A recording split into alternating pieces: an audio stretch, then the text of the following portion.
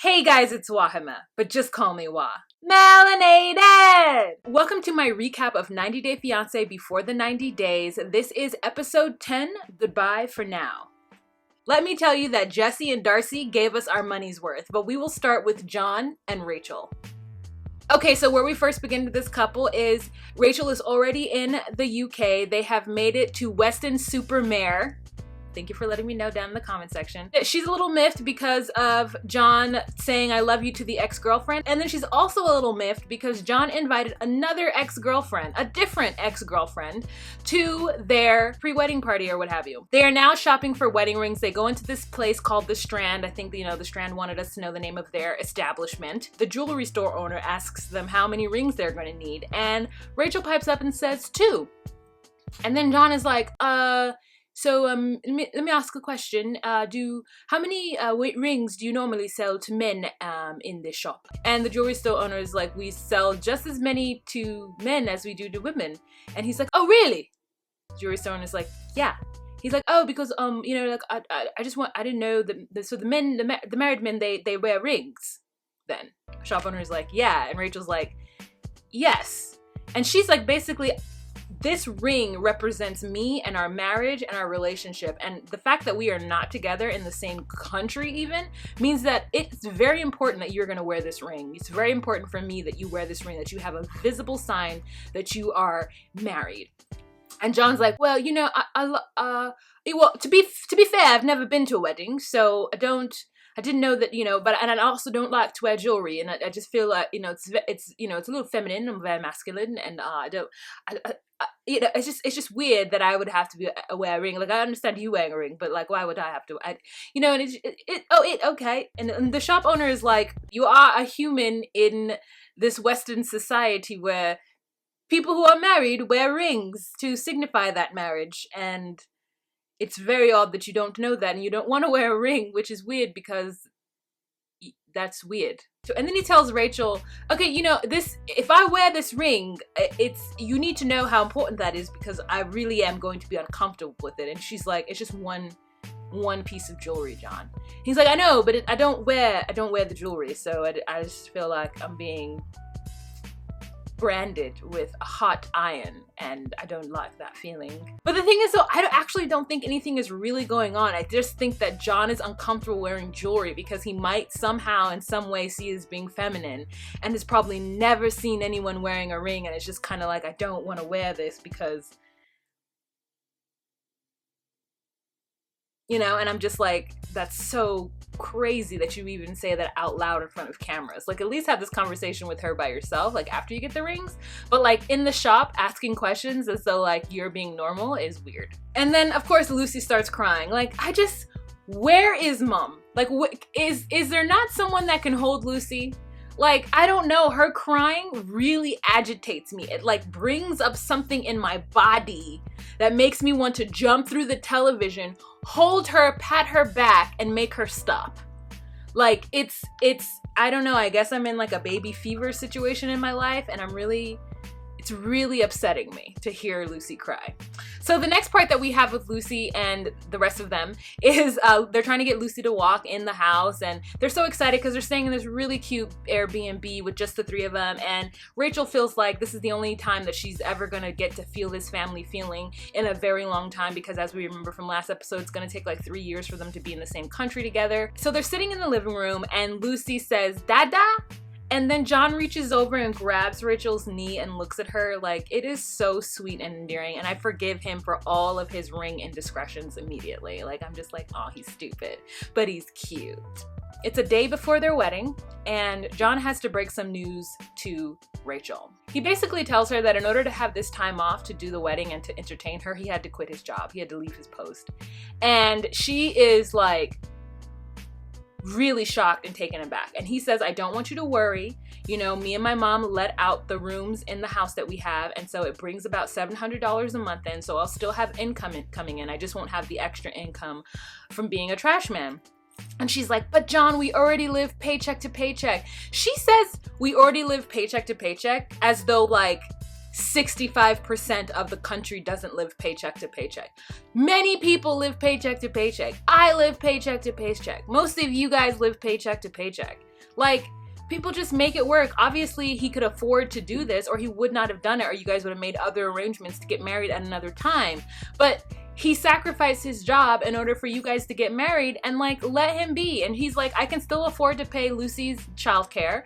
Don't worry. Like, I can still afford to do certain things. But, you know, she's more so worried about the fact that about the fact that they're about to go through all this lawyer stuff and K1 and visa stuff and spousal visa and all this stuff that's going to require a lot of money, and that she's probably going to have to pay most of it.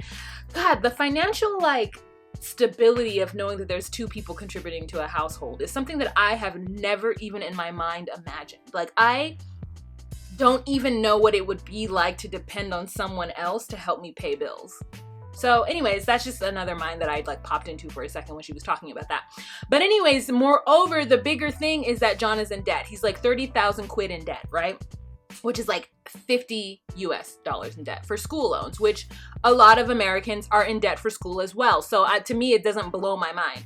But in UK, they garnish your wages to make you pay for it, which doesn't happen in the US. So I found that to be a little interesting. Somebody actually wrote me a little bit about it. Where did they put that comment?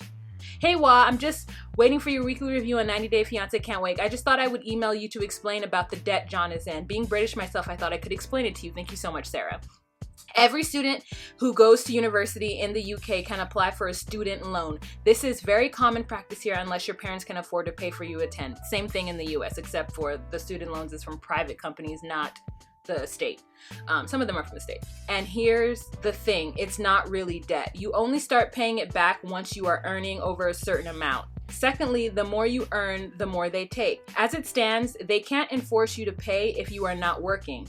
It doesn't affect you getting mortgages or credit cards, ECT, as the money is taken out of your pay before you receive it. It's a national, it's like tax, like national insurance. Okay, so the money that is garnished out of your paychecks is taken before you even see it. So it doesn't stop you from being able to apply to credit cards and mortgages and stuff. TLC definitely over dramatized it. I was pleased they didn't focus on it too much, as the majority of students are in the same position. It's not like 30,000 credit card debt. It's not like 30,000 pound in credit card debt. I guess the frustrating thing for him is that he didn't graduate, so effectively he's owing money for nothing. I hope you don't mind me emailing. I just wanted to give you a little bit of background. Thank you so much, girl. I'm going to respond to this email in just a second. Okay, so that makes so much sense, right? So for us, it's like, oh, but even then, like, as somebody who had college debt, like, thank God Sally Mae's off my back, I don't even feel any kind of way about it. It does suck that they do garnish his wages, but like, it is what it is, and it keeps people paying their debt, I suppose, and a lot of people are involved in it. So she's like worried because of paycheck to paycheck nonsense. I'm just like, girl, get over it. Like, you guys will figure it out. And I see why John doesn't want to go back and get a job right away, because like, he could probably make more money doing other things on the side. And so he'll figure it out. I have faith that John will figure that out. I don't think he's a bum. I think he's an idiot, but I don't think he's a bum, you know? So they have their party in which Rachel is really nervous. They're arguing right before they enter the bar, and John has to stop her, and he's like, stop. Rachel, let's talk about this. We're not going to go in there with this attitude. And she's like, come on, whatever. And she's just really nervous about meeting this ex-girlfriend. And guys, I honestly, as I said in my last video, I would hope that this ex-girlfriend would not show up. I would absolutely hope that. So he's trying to reconcile a little bit, and she's feeling frustrated and anxious, and finally she's just like, it's fine, I'm fine, let's go in, whatever. So they get there because they're running a little behind, and all of the family and friends are there.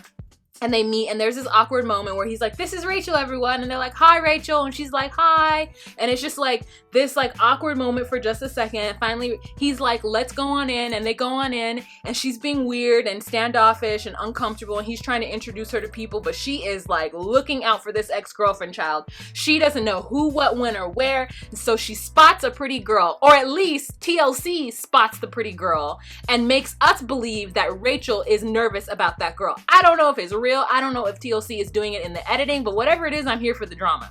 So she's awkward, and Then finally John says, oh, this is my cousin. And all of a sudden her attitude changes, and also the music, which lets us believe that her attitude changes. And then she's like, oh, hello, and she's cordial. And Auntie says, you know what?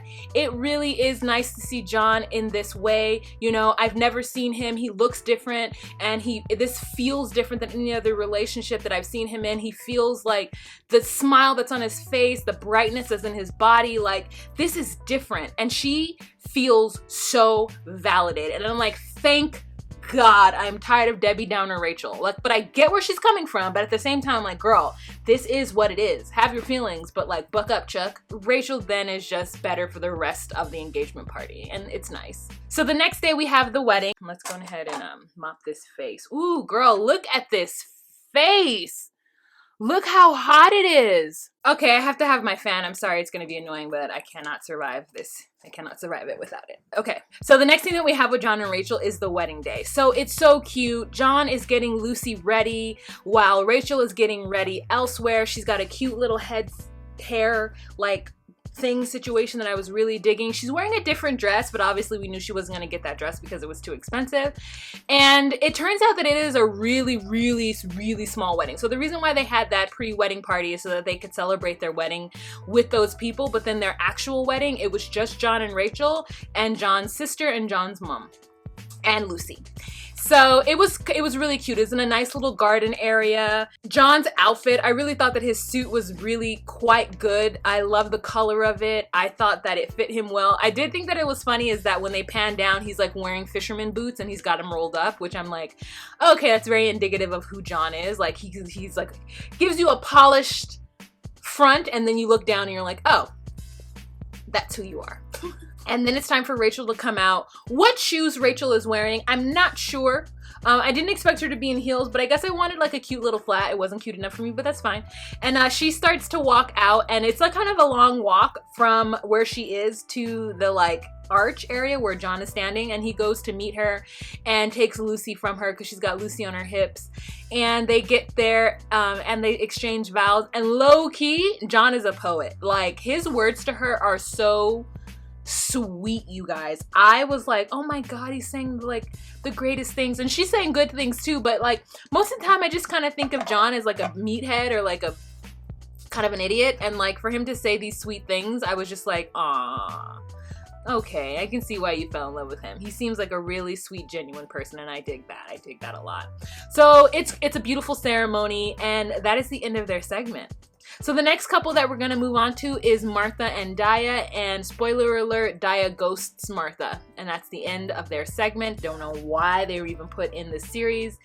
It feels like they should have been left on the cutting room floor. So the next couple that we are gonna talk about is Paul and Karine.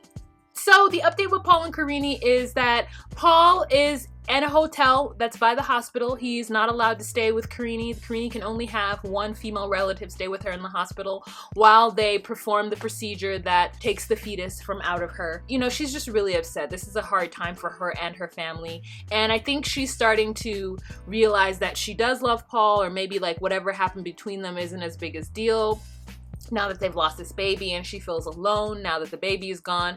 And part of me is a little bit like, what are Karine's real motives? Not that I'm in with Paul or like on his side with anything, because I think he's a fool for going to Colombia, you know, with a young woman, with a young girl, because Paul is 35 years old, 34 years old, and he's dating like a 21, 22-year-old. So I don't have any real sympathy for him, because I feel like he went there because someone is impoverished, and he's gonna like swoop her up, a young woman who doesn't know any better. Whatever kind of drama comes along with that, he low-key deserves, because that's what he wanted to do.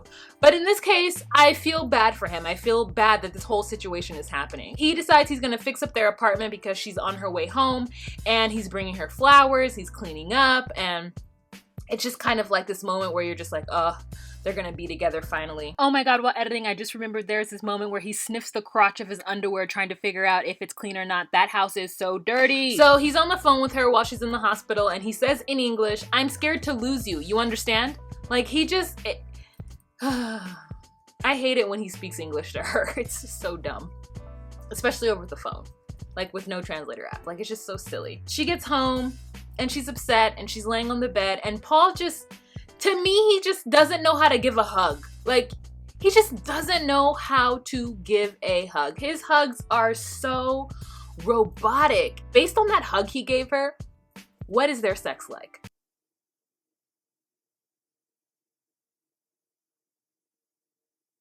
I literally cannot even picture it.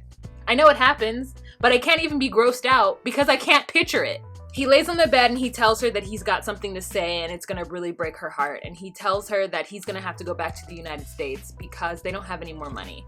And she's upset about this. She just had a miscarriage and her family and her were treating him poorly. And he is now telling her that he needs to go back to the US, so she isn't sure if he's gonna come back.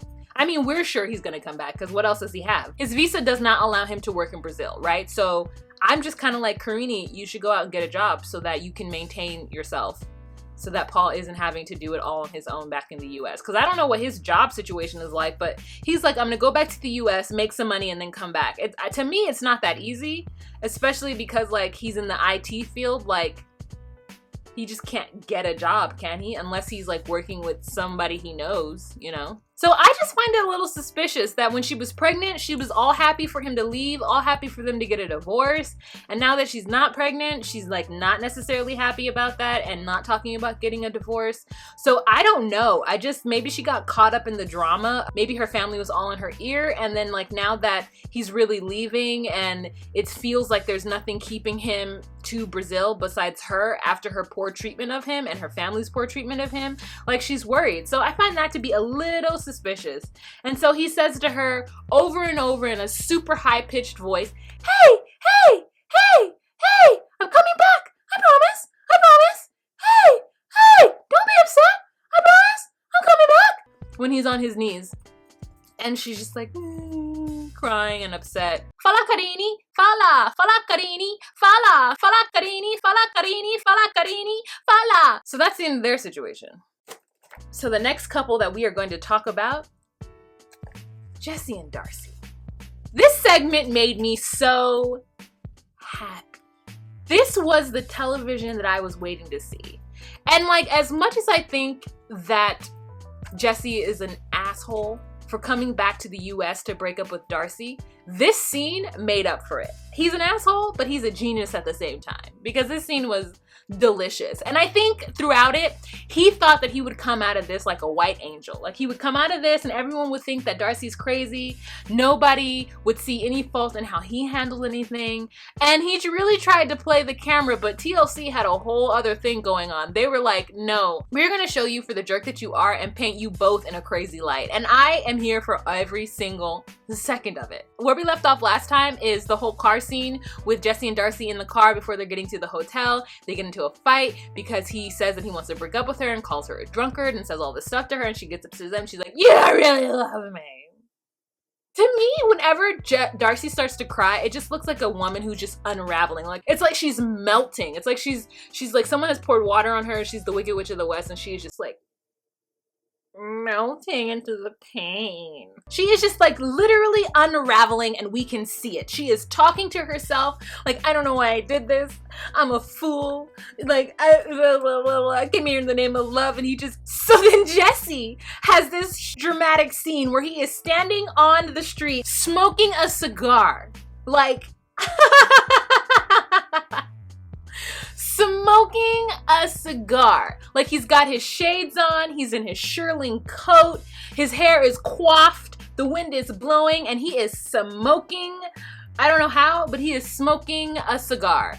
And we are just supposed to like think of this as like natural Jesse. I thought he was like a health food nut. I know guys that smoke cigar, but that was a skinny long cigar. It made me think of a cigarillo, and I'm like, Jesse, no, I'm just gonna make fun of you for that. He sends her a text saying that he wants her to come to the hotel. So her driver takes her to the hotel. She's sitting in the car. She's got her sunglasses on. She is not ready for any of his games. He like puts down the cigar, comes around and like knocks on her window, and he's like, Darcy, I'm gonna take your bags upstairs. I'm gonna let you have my room for a little bit. Like, he's trying to act like he's this Prince Charming and he's this white knight and he's this like guy who's gonna like be selfless and let her use the room to freshen up while she like, you know, gets her into her zen place after this huge thing has happened to her. And she's just like, Darcy, I came here in the name of love. I just want you to go up to the hotel room and, you know, get yourself together. And she's like, that's why I left, because I don't want any drama. And then he's like, okay then, babe, I'm gonna take your bags up to my hotel room, you know, in the name of love. I don't want any problems. I don't want any drama. You know, I'm just doing this here for you in the name of love. And then she's like, I cannot handle this right now. Okay, that's why I walked away. I'm here. I just want peace. I'm not here for this. I think she is absolutely correct. He is just trying to make himself seem like he's this Prince Charming. He just finished shitting on her, and now he wants to act like everything else he's doing now is for her and in the name of love, and that any drama that's gonna happen from here on out is happening from her. She says, look, Jesse tried to control and did control this entire relationship, but what he's not gonna do is control this breakup. I'm gonna stand up for myself. And I'm like, yes, girl. Instead of being a petulant child about it, we have been waiting for you to make big boss moves, and I'm happy it's happening. So then the best part of this entire episode, so Jesse goes to the hotel room. Darcy's still sitting in the car trying to gather herself. Finally, she's ready to get out of the car. She's ready to handle him. And so she goes up to the hotel room, knocks on the door. Jesse is standing by the door and looks through the peephole to see who it is, as though he has no idea who it could bloody possibly be. He opens the door, lets her in. Darcy walks in like, so am I staying here or are you? And then Jesse's like, I just brought your bags here. And then Darcy sits down and she's like, great. You know what I'm gonna do? I'm gonna enjoy my time here in New York City. I'm not gonna let this get me down. And then Jesse says, I'm very confused. And then Darcy says, oh, you're confused? You don't remember what happened in the car? Jesse, I know why you came here. No, you do not. I can never have a good conversation with you. I can never have a good conversation with you because you're always judging me. How am I judging you? That you have a drinking problem that affects me? Do you remember what happened in Connecticut when you threw your shoes at me? I didn't throw my shoes at you. You shoved me because I stepped on your shoe. And then Jesse says in his confessionals, it's very traumatic, actually. Wow. Oh, bitch ass Jesse. You never loved me. Wow. This is a joke. I came all the way to New York City for this. What a fool am I? What a fool am I? You could have just called me. You could have just called me on the phone. You didn't have to make me come all the way to New York City. Wow. Wow. I ain't mad at ya. I ain't mad at ya.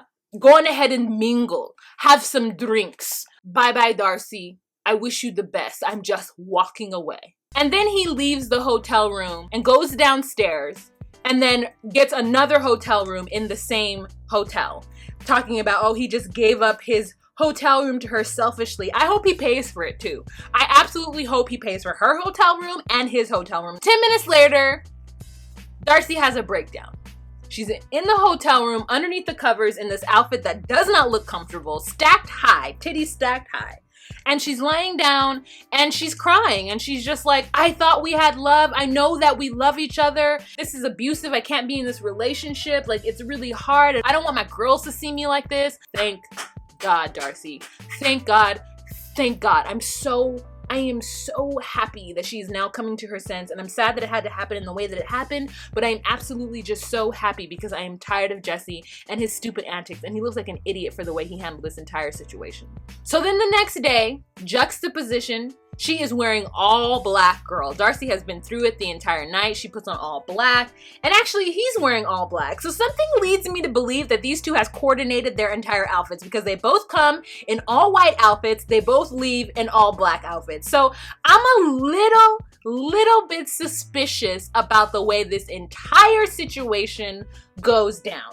But I'm just gonna go on ahead and call it a coinky dink. A fashion coinky dink. So the next day, we see Jesse and he is wearing all black with a granny old lady. He looks like he's, you know, like those old New Yorker Jewish ladies, the ladies that wear all the like jewelry and stuff, like the ethnic jewelry. And he looks like he was in the subway. He snatched a scarf off of one of them because it's a long, sheer, feminine scarf of the United States flag. And he's wearing a high turtleneck. I was like, Jesse, all you need is like a wig and some like African earrings and we will know exactly who you are.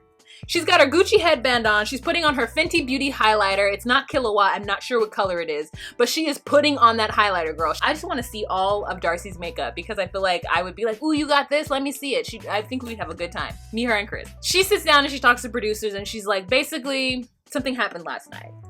Jesse came over, he didn't even knock, he just opened the door and came in, and I was sitting on the chair. We started talking, and bottom line, we had sex. Then they were cuddling and talking, and then they had sex again. And she just feels like, she knows she shouldn't have done it, but it's the only, I guess it was like closure to their relationship. And Chris called it. They must have the most amazing sex for them to put themselves through all of this drama. They have such physical chemistry, but everything else is just terrible. What if he rocks her socks? If Jessie rocks her socks and she's never really had her socks rocked before, this would be really hard.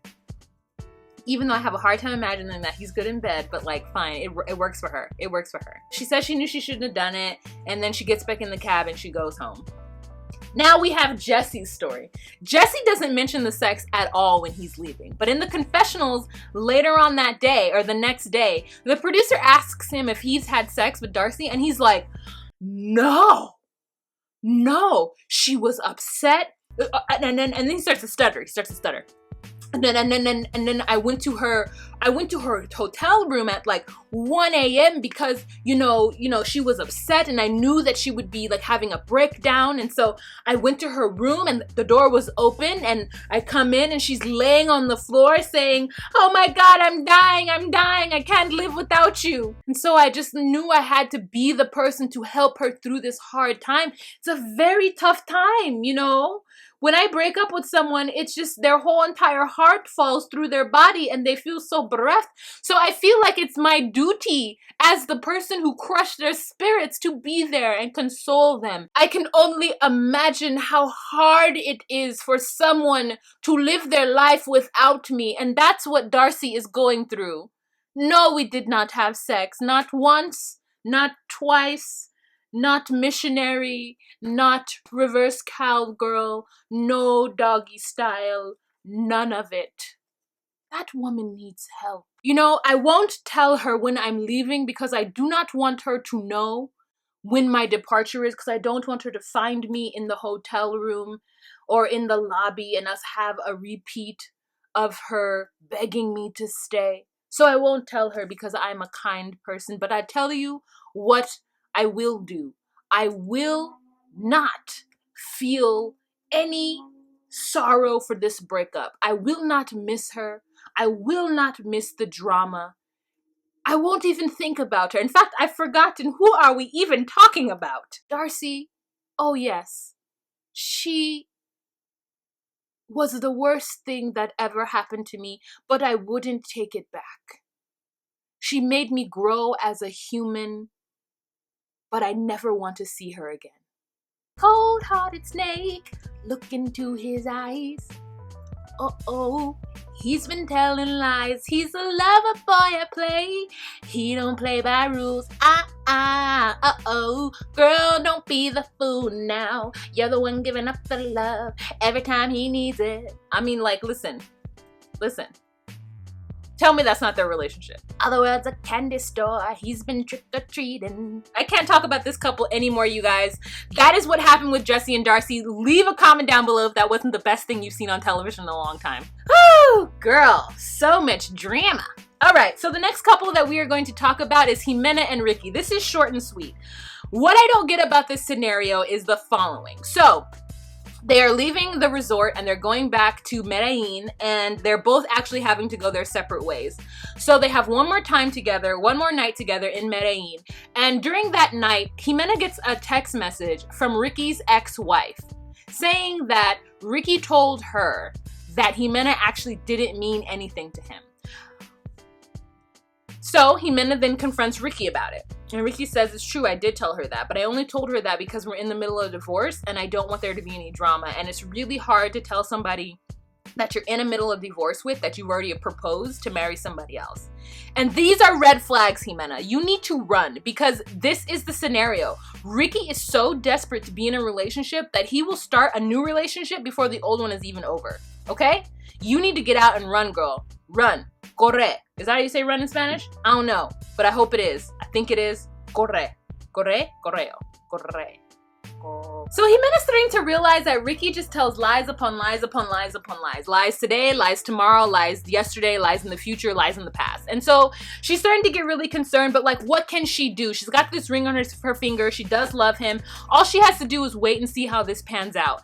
And I am so confused as to what is going on. I mean, we all know the rumors about Ricky. I'm breaking the fourth wall I'm breaking, you know, out of my normal code just to stay with what TLZ presents us. But this was just so fishy.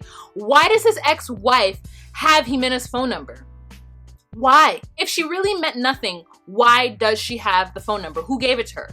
This is just messy, and I don't understand what's going on, and it's really, really cause for concern. And I think Ximena should just get out of the situation while she's at it, because she already knows that Ricky is somewhat indebted to this woman because this woman helped him get custody of Amber. So like, why would she even want to entangle herself in this drama where he's got so many women that he's dealing with? Like, no girl, run for the hills. So she's crying and he's trying to console her, and then the next day they both get ready, they both reach the airport and go their separate ways, and there's a lot of crying, and Ricky starts to cry in his confessionals, and I just don't believe him. I think he's a lying snake. And that's really the end of that. So we'll have to see what happens next episode, and we'll have to see what happens outside of 90 Day Fiancé TLC. Let's see what happens in that tell-all, girl, because the tell-all looks like it's gonna be real good for next week. Real good. So the next couple that they have is Tarik and Hazel. Okay, so in this one, this is really sad too. Hazel drops a big bomb on Tarik that I found to be really weird, but I guess it needed to happen, and I guess she didn't want to talk about it. And honestly, I had been thinking about this from the very jump with them.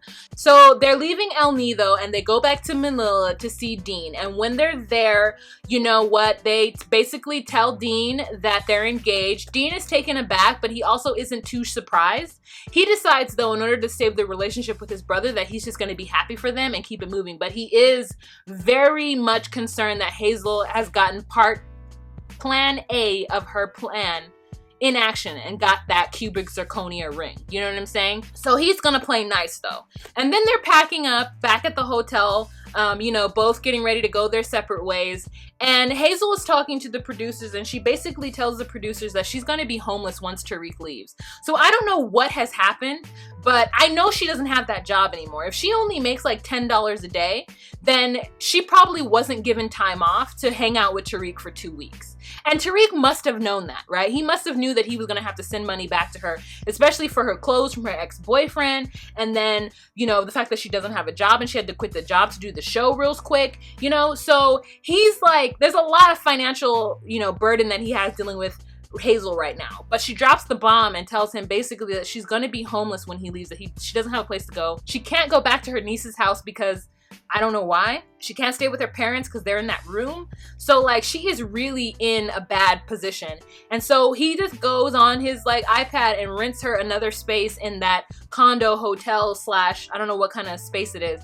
But he's like, look, you're gonna, you know, once you leave me at the airport, you're gonna come back here and you're gonna pick up the keys and you're gonna stay there. So I don't know how long he's planning on keeping her in this space, maybe for a month or two until she can get a job, until she can find a place to live again. Actually a really sad scenario, and she's crying about it. And actually I do feel bad for her, and she is at the airport crying and saying that she loves him, but she doesn't talk about anything. I just want to hear like a regular conversation. You guys feel that way? Like, I don't feel like I really know her, and I want to know who she is, and I don't, because she just won't speak. Maybe she talks to him by herself, but like, I wish that she would like speak in the confessionals and not just answer questions blandly. The person who was going to take care of her is gone, and she might be back at square one, you know? She doesn't know. Her and Karine both have no guarantee that these men will come back, you know? And I get it from their perspective, but also it just is, it feels so disingenuine, you know? The R&B lumberjack will be coming back to Philippines. He will be working on the things to get her to go to the US, and you know, she starts to rap the rap to him and they finish it together. So they have been listening to the song and she does like it. So, you know, far away girl and blah, blah, blah,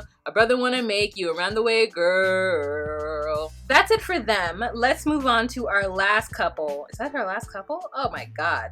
Yeah, girl. So let's move on to our last couple. It's Angela and Michael. So for Angela and Michael, girl. So Angela's packing up to leave, and she's leaving on a very, very happy high note, you know? She's like, you got one more time for a little quickie, Michael? And he's just like, I cannot wait for her to go. So she's saying bye to everybody. She's saying bye to the guards. She's telling the guards at the hotel that she loves them and it was a great time. She's gotten a lot of time to get to know all these people that she's been around because she's been staying at this place for 2 weeks. And they get to the airport and they're kissing. He's crying. It's kind of sweet. She keeps calling him my husband in his language. And it's kind of sweet. She's got her African medallion on. Girl, she is ready. And actually, I saw a bonus scene from the last episode of her actually putting on her African garment and then matching, which I thought was kind of cute, and it was a really good print on her. So yeah, she's like feeling good about this. You know, it was rocky in the beginning and in the middle, but she's leaving on a very high note. They both propose to each other. Angela is feeling really good about this trip. Just really good and really positive. She then says, oh, you know, waking up tomorrow morning without her is going to be very lonely. You know, he's also like excited because he's like, Donald Trump, I'm coming for you. He's, you know, coming to see Donald Trump. He's so excited to get to the US. When Angela touches down in the US, she goes to check her bank account and her account is empty. So she's calling and she's calling and she's calling Michael and she can't get through to him. She is freaking out. She's called the people at the bank. She's found out what's going on. Basically what has happened is that she gave him her ATM card to get money out because it's confusing for her. So he gets $300 out. And then they show that there are 2 other charges for $300 back to back. Finally, she can't get a hold of Michael, so she calls a producer. The producer is actually with Michael in the session where they're doing his like confessionals, right? And Michael takes the phone and has a conversation with her and says, you know, baby, what's up? And she's basically like, Michael, where's my money? Where is the money, Michael? And he's like, I don't know what you're saying. She's like, I told you to only get $300 out. How much did you take? And he says, I only took $300. And she's like, Michael, you took another $900. There are 2 other charges for the same amount, $300. He's like, oh, they need to print you out a statement. You know, you need to call them. And she's like, he's talking to me like I haven't done that. Like I'm just calling him not having done my research. And I think that Michael's like, he's just trying to figure it out in his brain. And I don't think that he stole this money from her. I honestly don't think that he did. I think that he might have, I think there might be some shady dealings in Nigeria, and maybe once they made that charge, whoever owns that ATM machine was able to go in and pull 3 more charges for the same amount. Did he go into the bank? Maybe he went into the bank. Maybe somebody at the bank that he went to in Nigeria was scamming and pulled money out of her account because they all have access to it. It's not that, you know, it's so funny that people think that banks are secure. Like US banks aren't even as secure as you might think they are. I don't pull money out when I'm not in this country at all. If I run out of money in a foreign country, I will use a credit card because at the very least, a credit card, I could deny the charges and say I didn't do it and have the battle. But my actual money, my physical money in my actual debit bank account, no, I'm not taking it to another country at all because that is my actual physical money. You can try to steal my fake money or my credit money. We can fight about that all day, but like not my actual money. And so I think she made a mistake, and I really don't think that he took this money from her. I really don't.